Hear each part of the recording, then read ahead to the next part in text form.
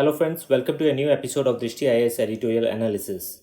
In this editorial analysis, we do three things. First of all, we link the editorial to the UPSC syllabus. Secondly, we try to understand the key points of the editorial. And thirdly, we also try to look at the key concepts that have come in the editorial and are important from exam point of view. So let us begin today's editorial analysis. Today's editorial has been taken from the Indian Express and it has appeared on 27th of May.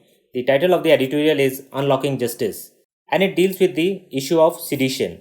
And it says that the court seeing no urgency in the matters of sedition is a tragedy as well as a travesty, because it is talking about the misuse of the sedition law, and it is also questioning the non-urgency shown by the courts in dealing with such cases, which gives a free hand to the government. Now let us look at its linkage with the syllabus. So it links directly with GS paper 2, where we have structure, organization and functioning of the executive and the judiciary. And it also deals with important aspects of governance, transparency and accountability. So after establishing this linkage with the syllabus, now let us look at its key points. So the editorial deals with the sedition law, and it says that the sedition cases that have been framed against individuals for protesting against the Citizenship Amendment Act and the proposed National Register of Citizens is a case of double injustice. And how it becomes a case of double injustice? So the first injustice is that due to public health emergency, the courts are hearing only urgent cases, and that too through video conferencing. And there is nothing wrong in that. But these cases which are dealing with the use or abuse of this sedition law, these cases are not being defined by the police authorities as urgent, and the bail pleas are not being heard in such cases, which is resulting in unfortunate case of people languishing in jail for long time without recourse to the bail provisions, which is part of their fundamental right. And the second injustice is that many of these arrests under section 124A, which deals with the sedition law, and it is a section under the Indian Penal Code of 1860, and it is often referred to as a draconian law. Now this word draconian, it means a very harsh or very severe law. For example, if somebody is put to death for stealing $1, then it would be an example of very strict or very harsh law. And this draconian word comes from Draco, who was a celebrated lawgiver in Athens. But now the laws given by Draco in modern sensibility are considered to be very severe, and that is why this term draconian law. So this term is often associated with this section 124A. The second injustice that the editorial talks about is that many of the arrests that have been made under section 124A, they do not satisfy the conditions which have been laid down by the Supreme Court for laying of sedition charges against the accused. So this laying of sedition charges is being done in a very mechanical manner by the police without application of mind. And also when the case does not merit the invoking of sedition laws, still to put pressure on the concerned individual or to make him or her toe the line of the government, these charges are slapped on the individual. And the editorial further says that in a scrutiny of 25 arrests that have been made on charges of sedition in states like UP, Karnataka and Assam since the anti-CAA protests started, and in each of these cases it has been found that the police custody was granted by the courts without due diligence as mandated by the Supreme Court directive. So here we should be knowing about this important case which deals with the sedition law, that is Kedarnath Singh versus State of Bihar.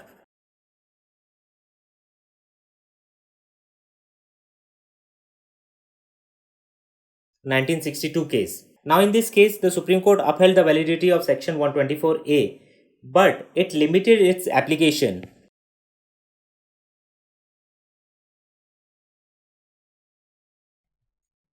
to cases or acts involving intention or tendency to create disorder or to incite violence.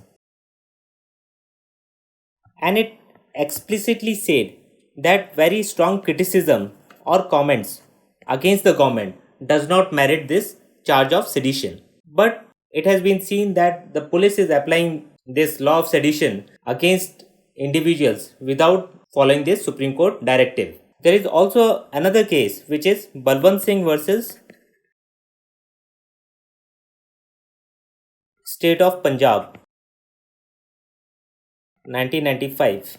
In this case also, the Supreme Court said that mere sloganeering which evokes no public response does not amount to sedition.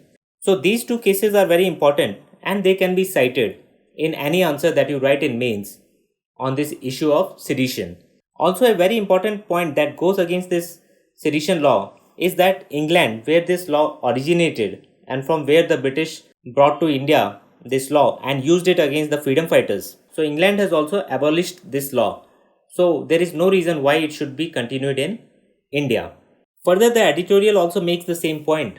It says that the Supreme Court has upheld the colonial era sedition law, but it has read the provision restrictively, saying only seditious speech tending to incite public disorder or violence is punishable. So Supreme Court has upheld the sedition law on one hand, but on the other hand, it has read the provision very restrictively. That is, it has put restrictions on its use, that it cannot be invoked in a case of strong criticism of the government. And there has to be a case of clear and immediate incitement to violence for making the offense of sedition.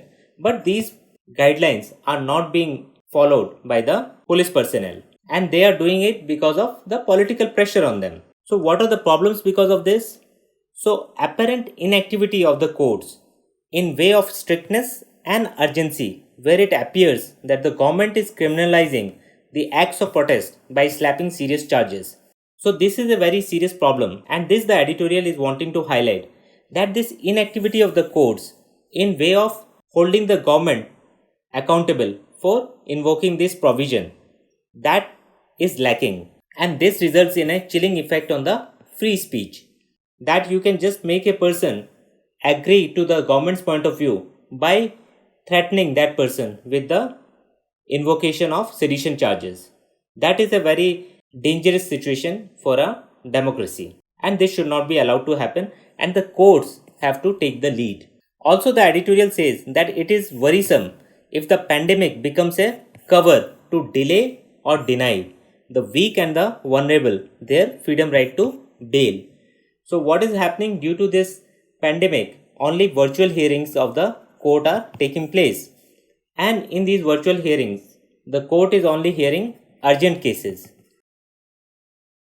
and the government is not putting these cases as urgent, or even the court is not calling for these cases which are dealing with sedition. That denies the people charged under this sedition law the recourse to their fundamental right to getting bail. And also the editorial says that the center is also accused of high-handedness in handling of anti-CAA protest and using sedition law to silence the protesters. And here we should remember the words of Voltaire, which the government should also think about.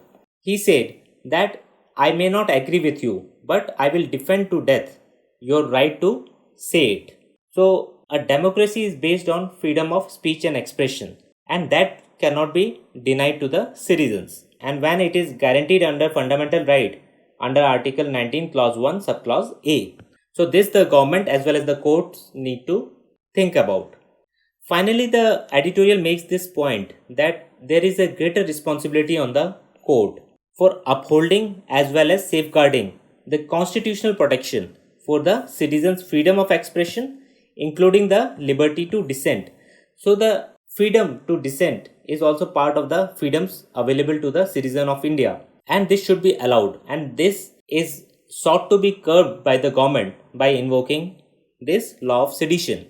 And here the court has to play a very active role, and they should not be found wanting in playing the role of being the safeguard of citizens' right to freedom and the liberty to dissent even against the government's decisions, because that is the hallmark of a vibrant democracy that India aspires to be. So this was all in the key concepts of the editorial. Now let us look at some of the key concepts. So first of all, let's look at section 124A, which is also known as sedition. And this is the section of the Indian Penal Code which is of 1860. And it states that whosoever brings or attempts to bring hatred or contempt, or excites or attempts to excite disaffection towards the government established by law in India shall be punished, and the punishment may be for 3 years imprisonment or a life term, to which a fine can also be added. So here the keywords are whosoever is bringing or attempting to bring hatred or contempt, or excite or attempts to excite disaffection towards the government established by law. So hatred or contempt or disaffection. So if anybody is trying to do this or attempting to do this, then this section 124A can be invoked and the person can be charged with sedition. And these sedition laws were enacted in the 17th century England, when lawmakers believed that only good opinions of the government should survive, as bad opinions were detrimental to the government and monarchy. So this was the time and the reason for bringing such laws, and this is why this sedition law seems to be totally out of place in the modern world. So this sentiment and the law was borrowed and inserted into the section 124A of IPC by the British. IPC is of 1860, but this section was added to IPC in 1870. And the British used this law freely against the freedom fighters and also against Bal Gangadhar Tilak in 1897. Mahatma Gandhi also faced this sedition law for his articles in his journal Young India. Now let us look at some of the important Supreme Court judgments on the legality of sedition law. So the first and foremost case is of 1962, which is Kedarnath Singh versus State of Bihar. This is very important and should be cited in any answer that you are writing on sedition law. And this case was basically on the constitutionality of section 124A, and it upheld the constitutionality of the sedition law but limited its application to acts involving intention or tendency to create disorder or disturbance of law and order or incitement to violence. So it restricted the application of section 124A but also held it to be legal. And very importantly, it said that very strong speech or use of vigorous words strongly critical of the government are not fit to invoke this law of sedition. But this is largely ignored by the political and the police establishment. Again in 1995, the Supreme Court in Balwant Singh versus State of Punjab case held that mere sloganeering which evokes no public response does not amount to sedition. So these are the important cases that can be cited in an answer when you are writing about sedition. Now finally, let us look at the Law Commission recommendations on sedition law. It says that dissent and criticism of the government are essential ingredients of a robust public debate in a vibrant democracy. So these are very important, and a law such as sedition does not merit a place in a vibrant democracy. And the Law Commission has also published a consultation paper in which it has recommended that it is time to rethink or even repeal the provision of sedition from the Indian Penal Code.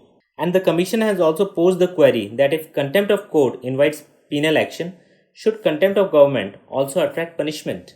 And finally, the Law Commission has also said that whether it would be worthwhile to rename section 124A and find a suitable substitute for the term sedition, because sedition is a very value loaded word.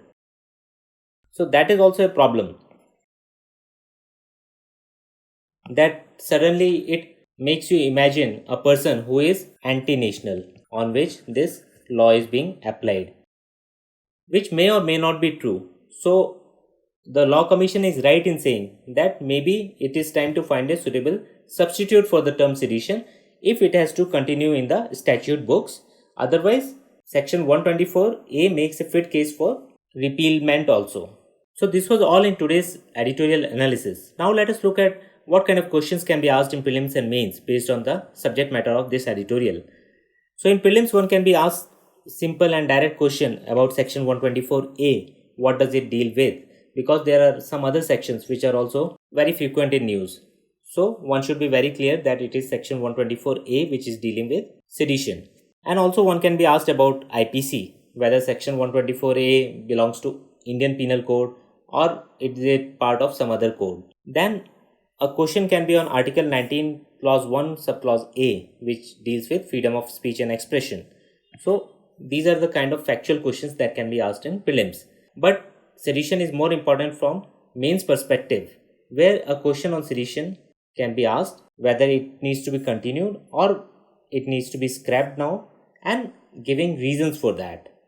So one should be clear about the reasons, both pros and cons. Largely sedition has more cons than pros, but still we should be able to give some positive points as well, that why it is needed and why the Supreme Court has upheld its legal validity, but at the same time has put some restrictions on its use by the police. So here we should be citing the court cases as well, and that adds value to your answers. So this was all in today's editorial analysis. We'll see you next time with another editorial. Thank you.